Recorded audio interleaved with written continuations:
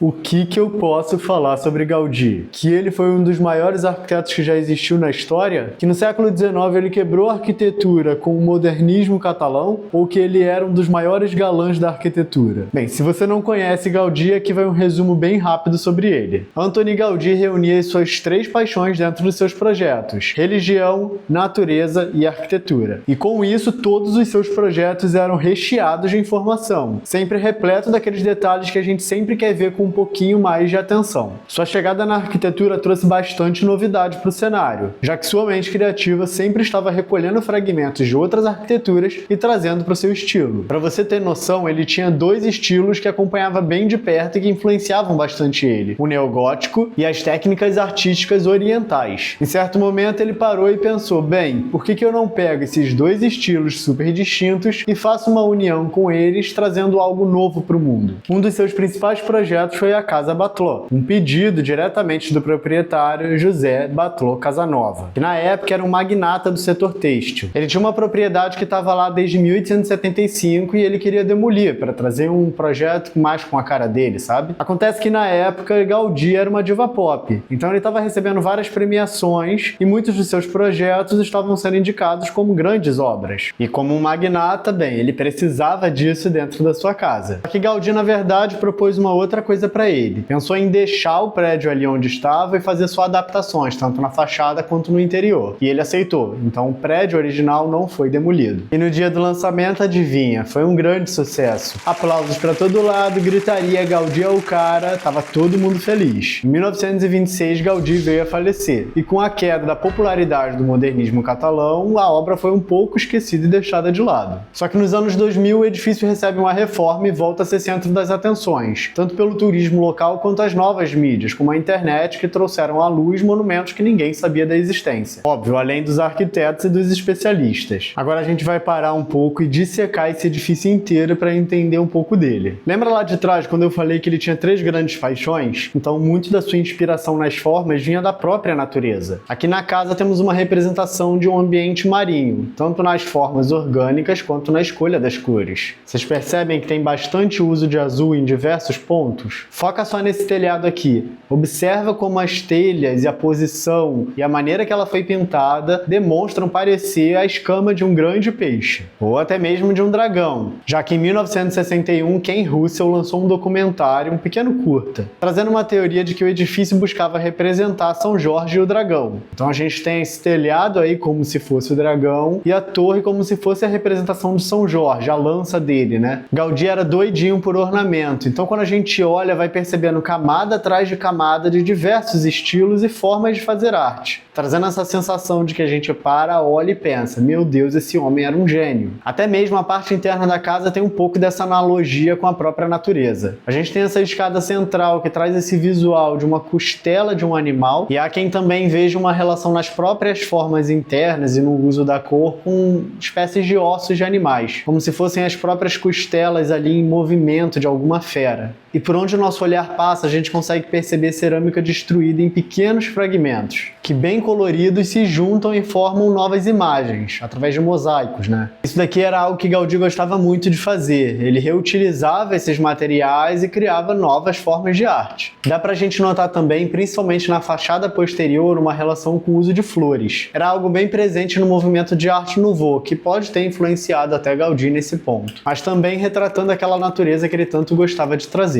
Durante a história do edifício, algumas restaurações acabaram acontecendo, sendo uma das primeiras no ano de 1981, quando o edifício completava seu aniversário de 75 anos. Uma em 1995, quando o espaço foi aberto ao público, e isso também implica também na época da popularização do edifício, onde ele sai de uma casa residencial para se tornar um espaço público e comercial, e outra em 2002, quando a fachada recebeu um novo tratamento. E é aqui que mora a nossa questão e nossa investigação de hoje. Nesse ano, em 2025, a casa recebeu uma nova restauração. E saímos dessa fachada posterior para essa daqui. O guarda-corpo foi atualizado, essa grade de proteção na varanda, sabe? Os mosaicos foram totalmente restaurados e a parte mais polêmica do projeto, o cinza escuro que foi instalado. Essa restauração foi tanto na parte externa quanto interna, mas é do lado de fora que a gente percebe esse maior contraste com o que existia antes, principalmente com essas novas adições e com essas mudanças que causam essa sensação de o que acabou de acontecer aqui, né? E pra gente entender o que aconteceu aqui, vamos por partes, começando pela palavra de quem fez o projeto. A equipe define essa restauração como o seguinte: a restauração foi pautada em trazer à luz os elementos arquitetônicos presentes no projeto de Gaudí. Então temos as floreiras que foram adicionadas novamente, a recuperação de elementos e a volta das cores originais. Então foi aqui que eu parei e pensei, bem, eu não vou conseguir dormir se não entender o que está acontecendo aqui. E antes de tudo eu precisava de alguém da área para começar essa investigação comigo. Então eu fui lá e chamei a Rafa para a gente começar a explorar e escavar esses documentos atrás de entender os desenhos originais de Gaudí. Eu entrei nessa investigação com o olhar de alguém de dentro do campo do patrimônio e restauro para tentar pensar com a mente dos restauradores e entender por que eles fizeram essa intervenção um tanto quanto chocante num primeiro momento. Até porque há muito debate hoje em dia sobre essa estratégia de se voltar ao original, já que há tantos outros valores a serem explorados além da autenticidade. Mas para ter uma opinião, a gente precisava investigar mais. Nossa primeira parada foi a revista semanal Ilustrário Catalana, uma revista ilustrada de Barcelona que a edição que a gente tinha era de 1907. As fotos creditadas no nome de Adolphe Mais representavam as primeiras imagens da Casa Batlló após a sua inauguração. Na foto da fachada posterior a gente tem uma coisa curiosa. A gente consegue perceber claramente um contraste entre o pavimento térreo e os outros andares. E através da colorização dessa imagem também a gente consegue ver que essa cor de cinza não estava presente nos outros andares no dia da inauguração. O que não quer dizer que não era a intenção original do Gaudí, talvez ele entregou preto, mas o dono do prédio não curtiu e alterou as cores.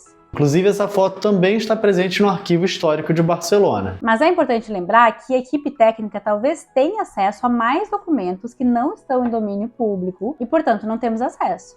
Cabe a gente entender um ponto muito importante. Gaudí, como arquiteto, era uma mente criativa extremamente impaciente e instável. E isso não é para ser entendido como ofensa, tá? Era uma complexidade que existia ali. Já que apesar dele fazer registros de desenhos técnicos, muitas das coisas ele modificava ali na hora. Ele olhava a obra, percebia que faltava algo, ia lá e adicionava. A gente percebe que ali no térreo existia um tom mais escuro, que pode não ser exatamente o cinza aplicado atualmente, mas que era mais escuro. E aí a gente chega na questão, por que Gaudí colocou um estuque cinza no pavimento térreo? Eu tenho uma teoria. Depois de ter usado muito na fachada da rua, a de trás ficou mais padrão, com aquelas aberturas típicas residenciais. E ele acabou colocando mais criatividade no guarda-corpo de ferro, que era branco, igual da fachada da frente, e para destacar, colocou um fundo preto.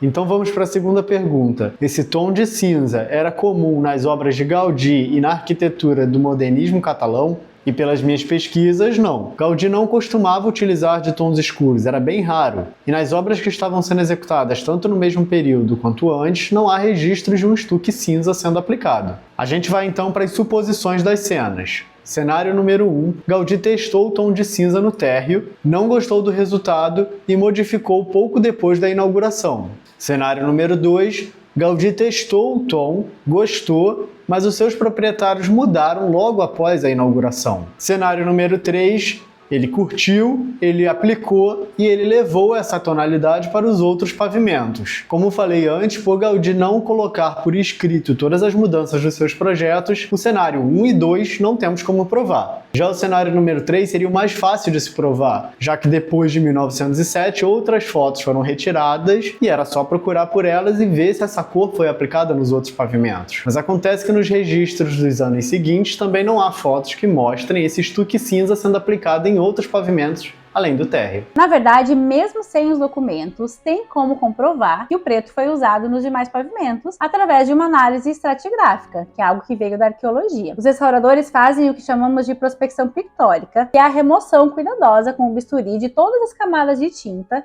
até chegar na camada original. E foi isso que eles fizeram aqui. O problema é que a gente não encontrou informações dos locais na fachada onde essa análise foi feita. Então, será que eles fizeram só embaixo, onde a gente já viu na foto que era preto, e aí acabaram reproduzindo, deduzindo que toda a fachada era preta? Acho que isso teria sido um erro muito grande de projeto. A gente até tentou contato com a equipe que fez a restauração, por e-mail e por mensagem, mas a gente não obteve retorno. É que queríamos saber se existia algum registro oculto, talvez um diário que não veio a público, que mostrasse um pouco dessa trajetória de Gaudí e tivesse registros do porquê do tom de cinza nos outros pavimentos. E aí vem a pergunta mais polêmica do momento. Essa restauração foi feita de uma maneira correta? É importante lembrar, antes de tudo, que a Casa Batlló é um patrimônio mundial da Unesco e, como tal, possui técnicas, revisões e um processo extenso para qualquer tipo de aprovação nas modificações. Não é algo que se decide da noite para o dia e que qualquer pessoa pode fazer. Uma das recomendações da Unesco é que se faça um plano de conservação, que é um documento que define os critérios para qualquer intervenção futura no edifício. Esses critérios são definidos com base no histórico da edificação e nos valores que esse bem tem. E uma obra pode ter vários valores, né? Artístico, arquitetônico, histórico e documental. No caso do Gaudí, acho que todos esses valores estão presentes, mas o documental é especialmente importante, que é como se a casa fosse um livro aberto, onde a gente consegue estudar a linguagem do Gaudí. E foi esse plano que foi realizado em 2013 que acabou guiando essas intervenções e a decisão de restaurar a fachada posterior com o estuque original escuro. Existe uma ordem para isso. E um pouco da grande dúvida nisso tudo é o entendimento da diferença entre restauro e reforma. Reforma é aquilo que o Gaudí fez naquele edifício anterior, e também as outras intervenções feitas na Casa Batlló na década de 40 e 50, antes do edifício ser tombado e reconhecido como Patrimônio Mundial da Unesco. Uma reforma não tem compromisso ético e técnico com os valores culturais. Já o restauro é um campo mais especializado, que pode envolver várias especialidades e que tem como objetivo preservar ou recuperar os valores daquela edificação. Há algumas diferenças entre os países. Aqui no Reino Unido, onde eu trabalho, e também na Espanha, restaurar é voltar ao original, e conservar é um conceito mais amplo que pode envolver várias técnicas para preservar o que já existe, uma forma menos invasiva que o restauro. Mas é importante lembrar que no Brasil, restauro não significa voltar ao original. Quando eu trouxe lá no Instagram isso nos stories com as fotos do antes e depois, a comoção da galera me surpreendeu um pouco. Me fez pensar muito em como a noção de patrimônio mudou através dos anos. Parece que estamos mais atentos aos erros e mais criteriosos com os acertos. Isso, na minha opinião, é extremamente saudável para a sociedade como um todo. Afinal, se uma sociedade está tão atenta assim aos monumentos e patrimônio, isso é muito importante para que eles trabalhem na sua preservação. E isso traz junto diversas questões filosóficas super importantes. Conservar para quê? Conservar para quem? E se Gaudí gostava ou não do cinza? Realmente, esse é um debate muito atual no campo do patrimônio. O espanhol Salvador Munhoz Vinhas é um desses novos teóricos que questionam as práticas realizadas, né, dentro do campo técnico e acadêmico do restauro e propõe uma nova teoria da restauração, da conservação, mas isso é bem polêmico também. Mas nesse caso aqui, a gente tem que levar em conta o valor documental dessa obra, para além de outros valores que podem ser atribuídos pelas pessoas. Estudar o Gaudí é muito importante para compreender a história, né, a evolução da arquitetura. E por isso a autenticidade da Casa Batlló é muito importante. Eu sei que foram muitas perguntas e poucas respostas. E como detetive eu me saí pior que as pistas de Blue. Mas agora presta atenção, eu vou falar a minha opinião pessoal sobre o tema. Você pode discordar, você pode ter outra, e é importante que também tenha a sua própria opinião. O que eu acho que aconteceu é que Gaudí testou casualmente a tonalidade de estuque cinza escuro, e que provavelmente, após ver a adição, não curtiu o resultado. Além disso, não está dentro do padrão de sua arquitetura da época, não foi algo que ele replicou nos futuros projetos. Esse contraste entre tons muito claros e tons muito escuros, como era o bege nos andares superiores, não era algo comum no modernismo catalão e muito menos no estilo de Gaudí. Eu acho que o ambiente anterior funcionava bem melhor na questão de paletas de cores, mas é muito interessante perceber como as obras de Gaudí, mesmo décadas depois de sua morte, continuam se reconstruindo e trazendo debates interessantes. A gente descobre novas técnicas, a gente descobre novas maneiras de ver suas obras e a gente percebe que Gaudí, mais do que nunca, continua vivo dentro da nossa sociedade. Eu acho que ele fez assim mesmo, para dar aquele destaque para o guarda-corpo branco, como eu falei antes, né? E aí os proprietários não curtiram o contraste, ou acharam que retinha muito calor aquela parede preta, ou acharam que nem era muito a cara do Gaudí, que era o que eles tinham contratado, né? Porque eles gostavam. E aí o Gaudí falou, tá bom, a gente pode pintar a fachada de branco, mas aí o guarda-corpo tem que ser preto e vai ficar diferente da fachada da frente. Aí os proprietários falaram ok e pintaram. E se foi isso mesmo, né, se eles acharam evidência do preto na fachada toda, eu concordo com a decisão de voltar ao preto, né, pra gente poder ver o projeto original do Gaudí. Mas eu quero saber o que você achou de toda essa história e qual a sua opinião sobre. Por hoje é só, considere se inscrever no canal, curtir, compartilhar, tamo junto e fé!